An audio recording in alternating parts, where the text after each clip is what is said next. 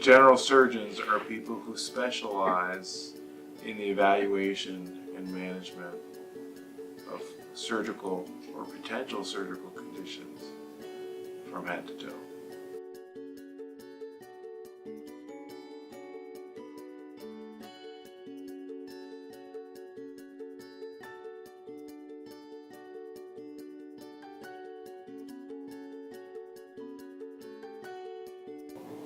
My specialty is general surgery, which includes any number of abdominal procedures.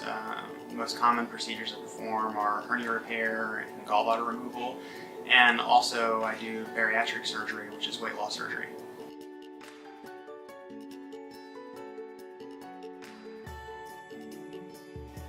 Colorectal surgery is a subspecialty of general surgery that's focused on management of conditions of the colon, rectum, anus, and to some degree the small intestine. My subspecialty is in endocrine surgery.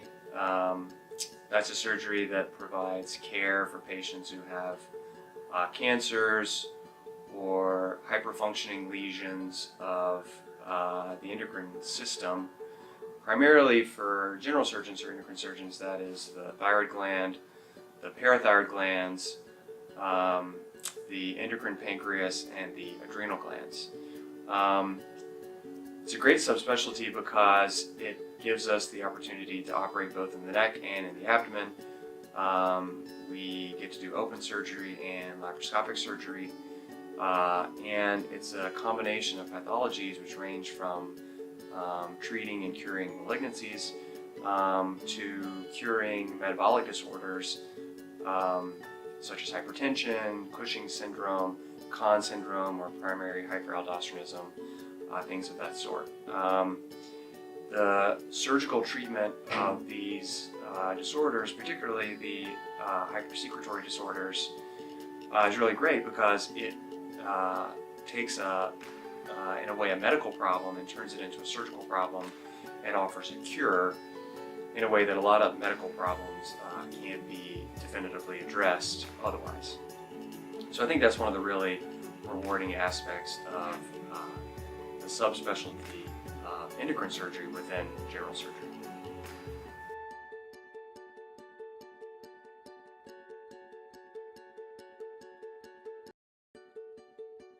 So the specialty of surgical oncology involves the removal of tumors from the body. In my specialty, the majority of those tumors are found in the abdomen. I do surgical oncology that involves the stomach, liver, and pancreas, as well as some soft tissue tumors such as melanoma or sarcoma.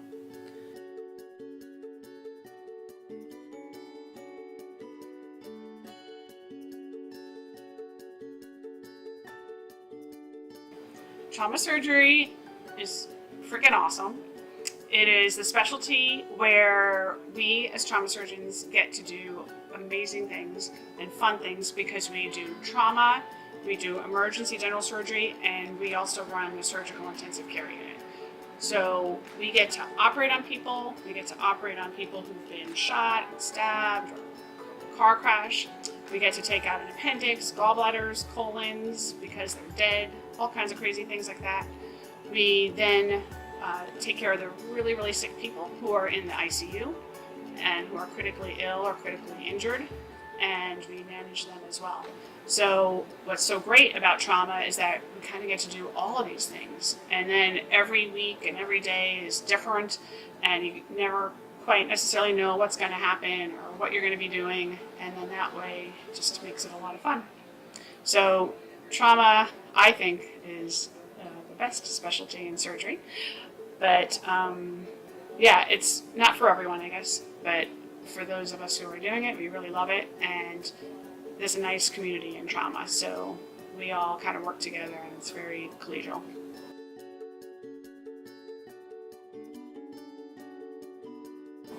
I think what makes surgery a unique field is the ability to take a sometimes complex problem and often a mechanical problem and try to solve that with a surgical solution.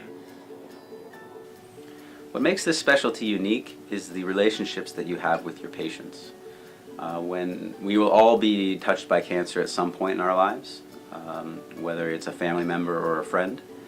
And understanding that allows you to have a special relationship with the patients whom you treat.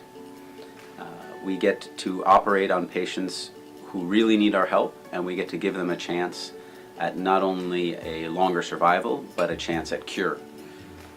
And that's what really separates us from the other fields of surgery, where most of the time you are fixing a problem.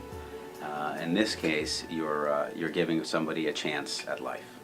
Something that makes trauma unique is that we are lucky enough that we get to really be here in the hospital kind of all the time, because as a level 1 trauma center we have to have coverage.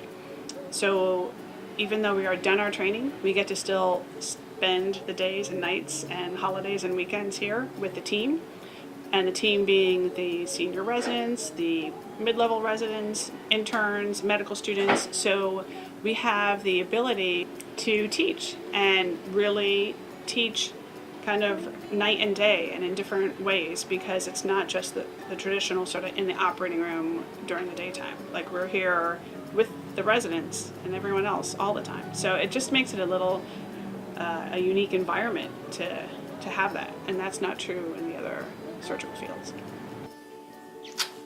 Well, colorectal surgery is unique in that you are taking care of a vulnerable area of somebody's body, a large proportion of the patients, and so you have to figure out a way to be disarming, yet compassionate. But one of the great things about it is that when you're able to fix these kind of problems, people are very grateful. I think it's really the combination of medicine and surgery, and how doing an operation fits into the overall medical management of the patient's endocrine disorders that makes endocrine surgery unique. And so it's, in a way, it's nice because you develop a relationship with patients, and also it's a very close collaboration with the endocrinologists, the nephrologists, that persists over time, and you become part of the medical team in caring for the patients.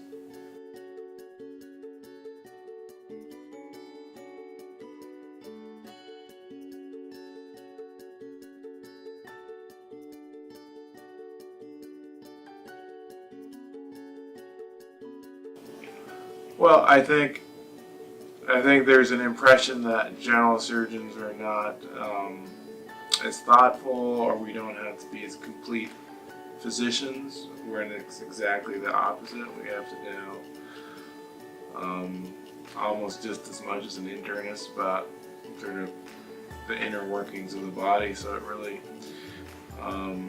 benefits you to sort of learn all the pathophysiology and anatomy that you can.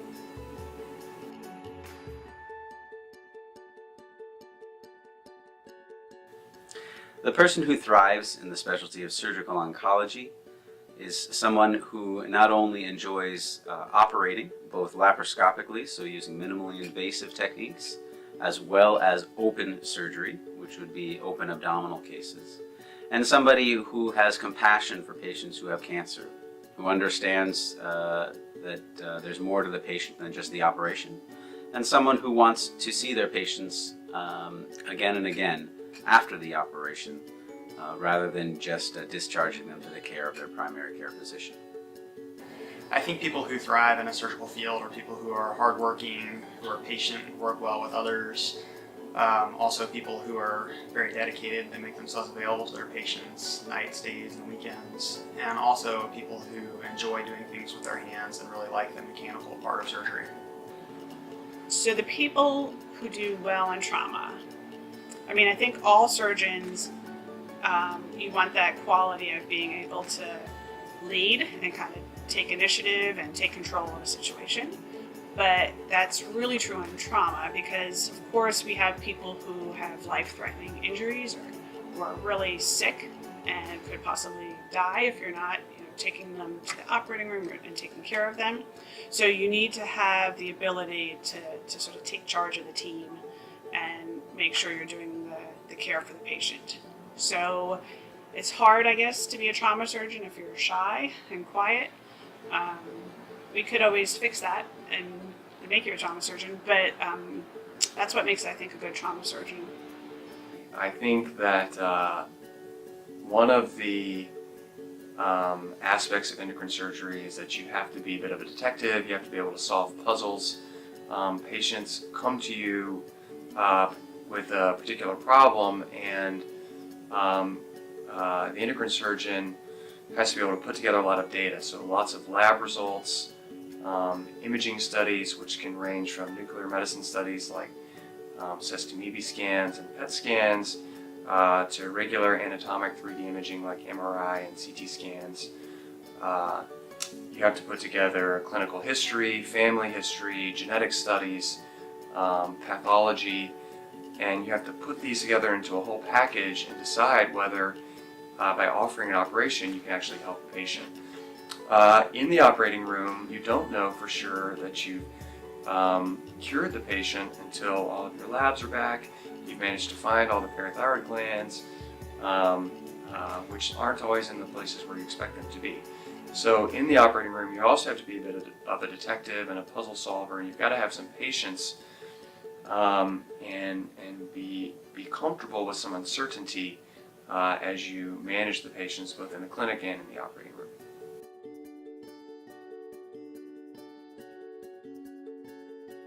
Endocrine surgery is not always a definitive cure for what the patient's having, but on the flip side of the coin, it often is a complete definitive cure. So we can cure hypertension with an operation. We can cure Cushing syndrome with an operation. We can cure hyperparathyroidism or thyroid cancer with a single operation. And so while I think many of us like the fact that endocrine surgery takes patience, it takes problem solving, it takes piecing a puzzle together, what we can offer the patient in the operating room, that, for example, the endocrinologists or the nephrologists or the radiologists can't offer, is a definitive cure for the particular pathology or the disease that they have. And that's a very rewarding opportunity. I mean, there's just really nothing better than seeing the patient on rounds the morning after an operation, or back in clinic after an operation, a couple weeks after an operation, when they're cured, they're done, the operation's been a real success, they're so happy and you're so happy. I think that feeling that you and the patient have together, where you've done the appropriate workup, you've sort of hit the nail on the head in terms of what problem they have, and you've done an operation that's eliminated that problem from their life. There's really no better feeling in medicine than that combination of things, and that you and the patient get to experience it together. I love what I do, mostly because of the patients I get to treat and the relationships that I get to form with them. Also, I really enjoy the operations. They're big operations. They involve a lot of technical skill and planning. And when they go well, they go really well. And patients can really benefit from the thing that I have done for them. The other thing that I love about my specialty is the amount of planning that goes into it. You work a lot in a multidisciplinary team with medical oncologists, radiation oncologists, gastroenterologists, radiologists, all to try to best come together to form the best plan for the treatment of that patient. And then I'd say lastly, I like the fact that there are very few emergencies in surgical oncology. You have time to plan your operations. It's not like other trauma or vascular surgery where you are doing your operations in the middle of the night because something has happened acutely. With surgical oncology, most tumors and most patients can be operated on in an elective setting. I love what I do because it gives me the chance to hopefully impact patients' lives for the better. I especially enjoy the bariatric part of my job because you can often do an operation on sometimes a young person and really give them a lot of years of better health in their life. And I also enjoy the teaching part of my job, both with the residents and the medical students. One of the greatest pleasures is teaching a resident how to do an operation and then watching them do it from start to finish safely and successfully. Colon cancer is, to a large extent, when identified early, a curable disease. I think most of the conditions we take on as colorectal surgeons really have an impact on people's quality of life. And when you make some very simple interventions, a lot of times those are your most grateful patients. So the reason I love what I do is because, I mean, it might sound corny, but I mean, in surgery and in trauma surgery, I mean, you get to save people's lives. I mean, it's just amazing. I mean, it's not many people who have jobs that can say that. And to take someone who is dying, either whether it's from trauma or from some disease process, and fix it and get them better. I mean, that whole process, whether it takes 1 day or 7 days or 7 months, I mean, it's just an amazing, amazing thing. I mean, it's really hard to explain how that feels to think that you've contributed and helped or done that for someone. And the teams and the people who do it, because it's not ever just one person, I mean, it's a whole team. And then what's even better is that the teams that do all this work, even though it sounds so amazing, like, wow, you're saving lives, but no one really thinks of it that way. I mean, people are just pretty kind of level-headed and like take it as a day's work. And so there's no, I don't know, arrogance about it. It's just kind of, this is what we do. And that makes it even better, is that people are just so kind of cool about it. And matter of fact, is that's just kind of your job, and that's what you do, is you help people. So I think that's one thing I really love about trauma surgery.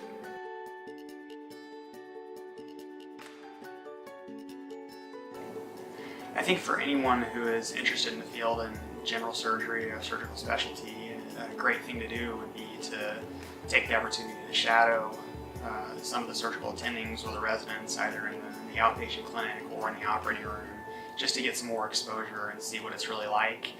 And if you can, I would recommend getting involved in a research project, because it would first allow you more exposure to the specialty and some time around the people who do this every day. And it would also strengthen your application when you do apply to a surgical residency. The advice that I got as a resident in terms of choosing a subspecialty was, don't base what you're going to choose on the great times, the successes, when everything goes perfect. You need to know what you're facing in terms of the complications, because anyone in surgery is going to have to deal with complications from time to time. And so you want to look around at the subspecialties that are available and decide if you can sort of live with the complications that you'll be dealing with in terms of tough times for patients and tough times for you as a surgeon. And I think one of the best things you can do as a young trainee or a young student is look at the various specialties and subspecialties that are available to you, and see what the low points are as well. And make sure that in dealing with those, that's going to be something that you're okay with. So sometimes it's hard to know, what you want to be when you grow up, but if you think you want to be a surgeon, I mean, I think sometimes people think, oh, that means I have to be good with my hands. Like, how do you even know that, And should you be smart? Well, you're all freaking smart, right? Like, all med students are smart. So what I think you should do is you should do whatever it is you do, in the sense of be passionate about what you're passionate about, whether it's research or surgery or social determinants of health or global or whatever. Like, take what you love, be passionate about it, and then if you decide to become a surgeon, we're going to love the fact that you have interests and passions and that you follow them and that you were a leader and a teacher or whatever it was that you were doing with these different things. There's no real prescription. Like, it's really just being an interesting person who's dedicated and passionate and cares. And then those are the people we want in surgery.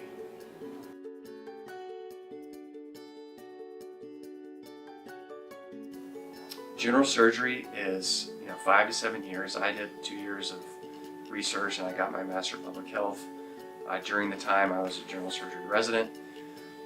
They're 5 hard years of training.